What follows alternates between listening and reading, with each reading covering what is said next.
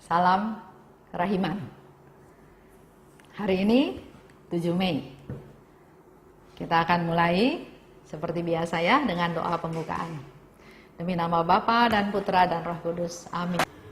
Oh Allah yang Maha Rahim, kebaikan yang tak terbatas, hari ini seluruh umat manusia berseru dari jurang kepapaannya kepada kerahiman-Mu, kepada belas kasih-Mu.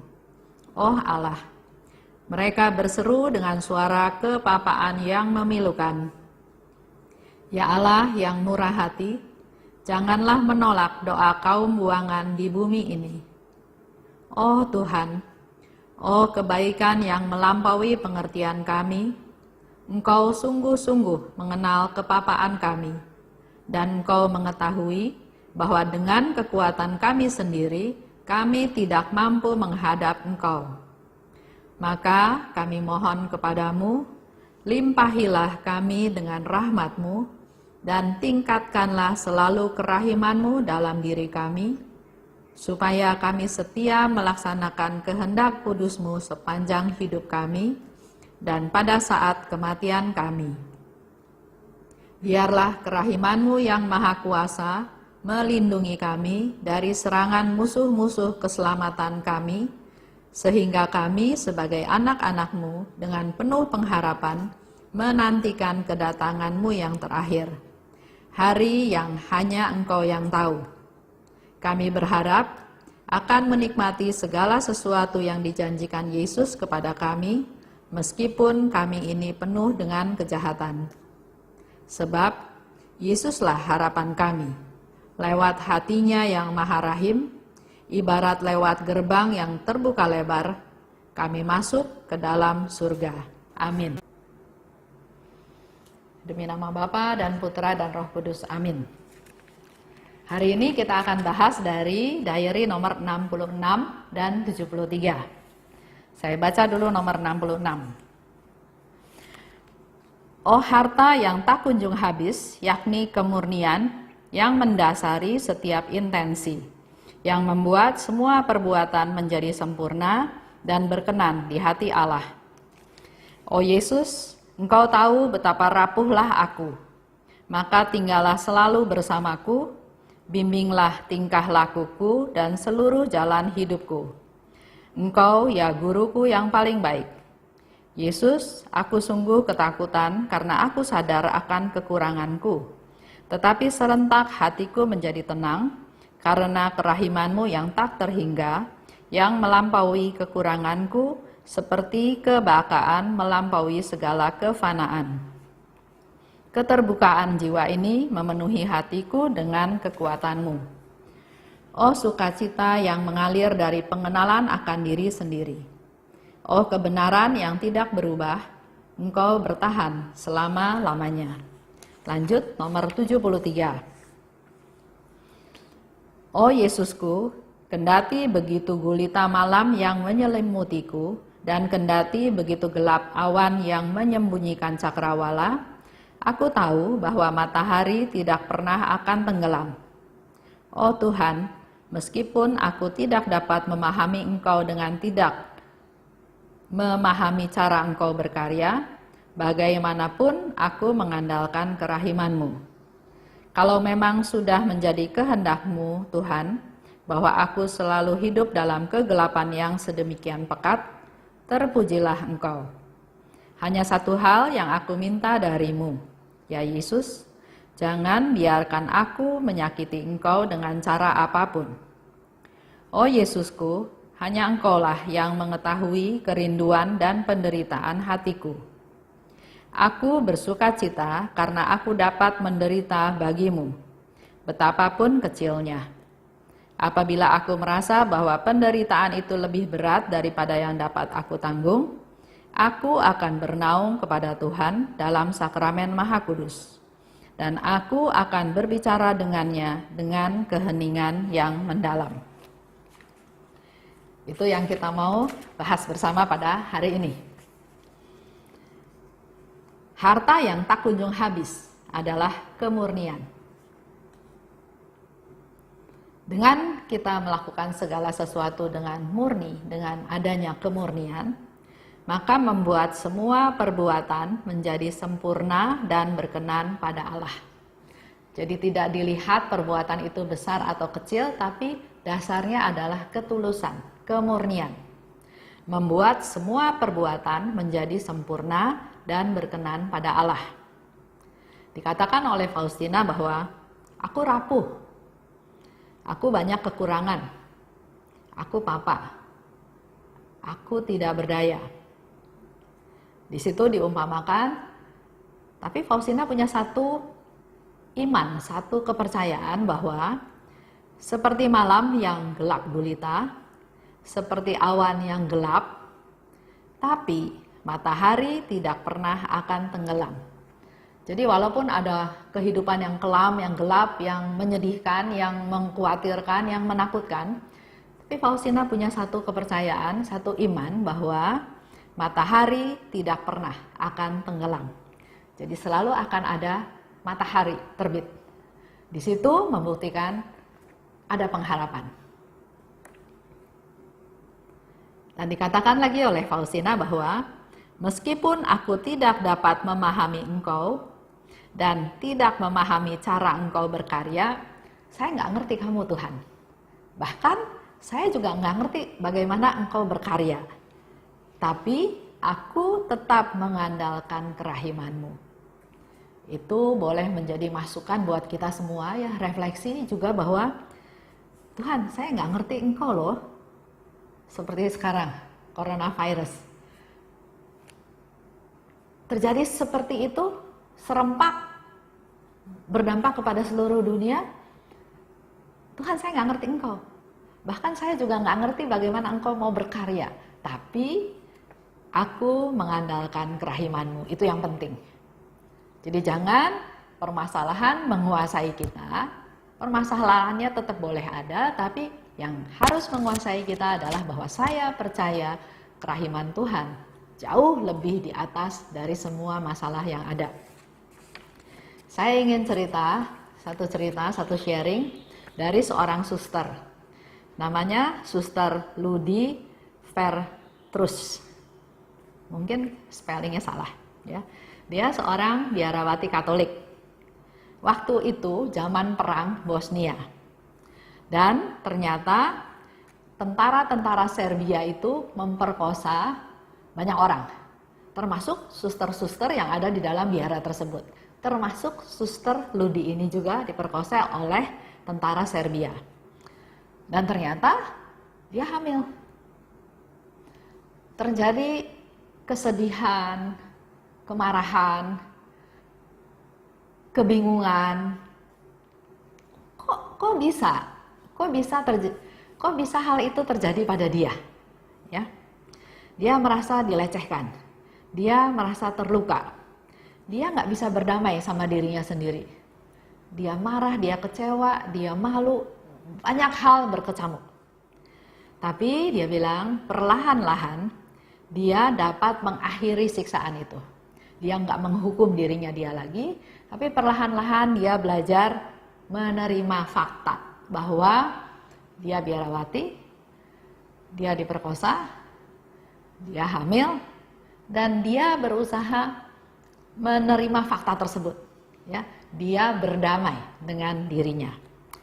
Kemudian dia bikin surat kepada kepala biara bahwa dia bilang dia mau keluar dari biara. Di situ dikatakan juga bahwa setelah dia bisa menerima keadaan dirinya, dia malah bisa mensyukuri keadaan tersebut. Dia bisa bersyukur bahwa dengan apa yang dia alami, dia bisa sungguh-sungguh berempati terhadap wanita-wanita lain yang juga mengalami hal yang sama seperti dia. Perang, kekacauan, ketakutan, bahkan juga diperkosa, dan dia juga bisa berempati dengan wanita-wanita yang mau gak mau harus hamil. Padahal anak itu tidak dikehendaki oleh si wanita tersebut. Ya. Dia bisa mensyukuri bahwa dia bisa akhirnya berempati terhadap para korban-korban yang lain. Dan semua itu dia bilang dia mau mempersembahkan penderitaannya untuk orang yang memperkosa dia. Yang memperkosa juga bukan satu, tentara Serbia, mungkin beberapa orang ya, tapi dia bilang saya mau mempersembahkan penderitaan saya untuk orang-orang yang memperkosa saya dan untuk rekonsiliasi negara saya. Jadi dia fokusnya udah bukan diri dia sendiri, tapi dia mau mengampuni yang memperkosa, bahkan dia bilang penderitaan itu untuk orang yang memperkosa dia dan untuk pemulihan negaranya. Terus dia bilang, saya akan berkelana dengan anak saya. Masih di dalam kandungan ya. Tapi dia bilang, saya akan berkelana dengan anak saya. Jadi dia mau bawa tuh anaknya kemana-mana. Dan dia bilang dia nggak tahu akan pergi kemana. Tapi yang pasti, saya yakin bahwa Allah yang sekonyong-konyong merenggut kegembiraan saya, juga Allah yang sama akan menunjukkan jalan pada saya. Ya, lihat ya. Saya akan bawa anak saya, kalau nanti sudah lahir, saya juga nggak tahu kemana. Tapi saya yakin Allah yang sekonyong-konyong merenggut kegembiraan saya karena dia sudah nggak bisa jadi biara lagi, karena dia hamil, karena dia diperkosa. Tapi dia percaya Allah yang sama akan menunjukkan jalan kepadanya. Anak saya yang lahir akibat perkosaan hanya akan belajar tentang cinta. Nah, ini boleh menjadi refleksi kita semuanya. Kalau saya dengar sharing ya dari ibu-ibu, ada yang satu ibu bilang begini. Dia bilang sama anaknya, "Mama ini janda. Papa kamu sudah meninggal.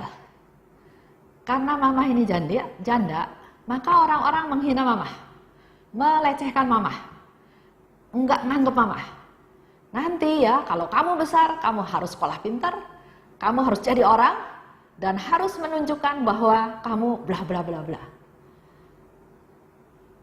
Kita boleh lihat nasihat seperti itu. Ternyata memang anaknya itu akhirnya tumbuh menjadi anak yang besar, yang sekolahnya pintar, tapi ada satu hal, dia tidak dididik dalam cinta, dia dididik dalam dendam. Jadi yang dilakukan oleh anak itu adalah pada waktu dia sudah dewasa, yang dilakukan adalah balas dendam. Siapa yang menghina mamahnya, siapa yang merendahkan mamahnya, itu yang dia mau balas. Jadi terjadi seperti balas dendam. Di sini kita belajar, suster itu bilang, anak saya yang lahir akibat perkosaan hanya akan belajar tentang cinta. Jadi dia sudah punya niat bahwa pasti nanti anak itu juga mungkin dihina ya. Oh, kamu korban perkosaan, kamu nggak punya bapak, kamu anak nggak sah, atau banyak hal. Tapi suster ini sudah punya tekad. Anak ini hanya tahu tentang cinta. Dia nggak mau bicara tentang kesedihan, dia nggak mau bicara tentang dendam, dia nggak mau bicara tentang keadaan dunia yang jahat, tapi dia cuma mau bicara tentang cinta. Berdua katanya kami akan memberi kesaksian bahwa hal paling luhur yang dapat dilakukan oleh manusia adalah mengampuni. Sekali lagi ya, saya ulang. Anak saya yang lahir akibat perkosaan hanya akan belajar tentang cinta. Kami berdua akan memberi kesaksian. Anaknya belum lahir, tapi dia sudah punya tekad bahwa kami berdua akan memberi kesaksian bahwa hal yang paling luhur yang dapat dilakukan oleh manusia adalah mengampuni. Hal yang paling luhur yang dapat dilakukan oleh manusia bukan berbagi, bukan murah hati, tapi adalah mengampuni.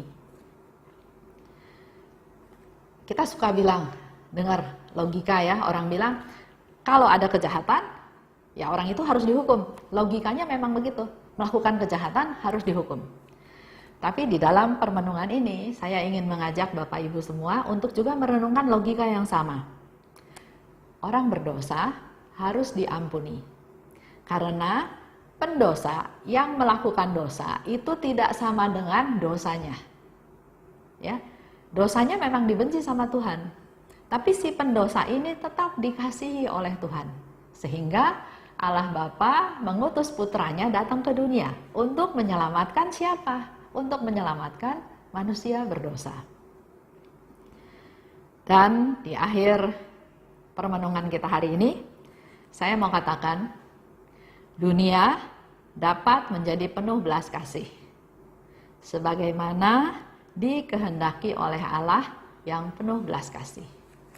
Jadi dunia yang sekarang ini bisa untuk menjadi dunia yang penuh belas kasih, seperti yang dikehendaki oleh Allah yang berbelas kasih. Tinggal ini menjadi tantangan kita semua. Apakah kita mau tergerak seperti tadi Suster Ludi berdoa mempersembahkan penderitaannya untuk yang memperkosa dia dan untuk pemulihan negaranya. Kembali ke kita juga, apakah fokus kita hanya saya, atau kita mulai melihat hal yang lebih luas. Tuhan pakai kita semua untuk hal tersebut. Terima kasih, kita doa penutup. Demi nama Bapa dan Putra dan Roh Kudus, amin. Terima kasih Bapak atas sharing dari Suster Ludi yang luar biasa. Engkau sungguh mengurapi dia, sehingga dia bisa memberikan kesaksian dalam hidup ini, bahwa tugas kita yang paling utama adalah mengampuni. Urapi kami Tuhan satu persatu, supaya kami juga dimampukan untuk bisa mengampuni orang-orang yang bersalah kepada kami. Bukan kami menyimpannya, mengingat-ingatnya, menjadi satu kemarahan, satu kesedihan, atau malah keinginan balas dendam.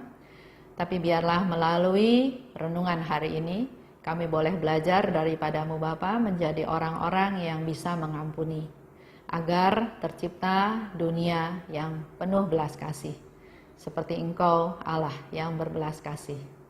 Amin. Demi nama Bapa dan Putra dan Roh Kudus. Amin. Salam kerahiman.